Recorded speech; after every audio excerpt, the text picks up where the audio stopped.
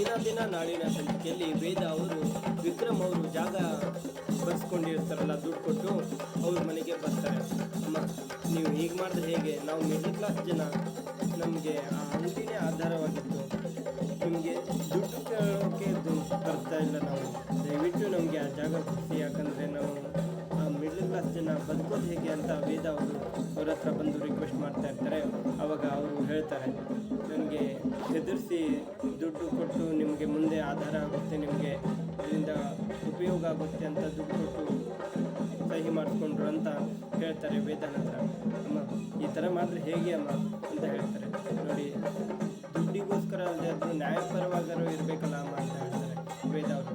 ಅಷ್ಟು ಹೇಳಿದಾಗ ಅವರು ಹೇಳ್ತಾರೆ, ಇಲ್ಲ, ಅವ್ರ ಹತ್ರ ಅವ್ರ ಜೊತೆ ಏನಾದರೂ ನಾವು ವಿರೋಧ ಕಟ್ಕೊಂಡ್ರೆ ಸಾಯಿಸ್ಬಿಡ್ತಾರೆ ಅಂತ ಹೇಳ್ತಾರೆ ಅಮ್ಮ. ಅವಾಗ ವೇದ ಅವರು ಮತ್ತೆ ವೇದ ಅವರ ತಂದೆ ನೋಡ್ತಾ ಇರ್ತಾರೆ. ನೋಡಿ, ಶಾಕಾಗಿ ನಿಂತ್ಕೊಂಡಿರ್ತಾರೆ. ಆದರೂ ವೇದ ಮಾಡಿದ್ದು ಸರಿನಾ? ಇನ್ಸ್ಪೆಕ್ಟರ್ ಹೇಳಿದ್ರು ಕಂಪ್ಲೇಂಟನ್ನು ವಾಪಸ್ ತೆಗೆದುಕೊಳ್ಳಿಲ್ಲ.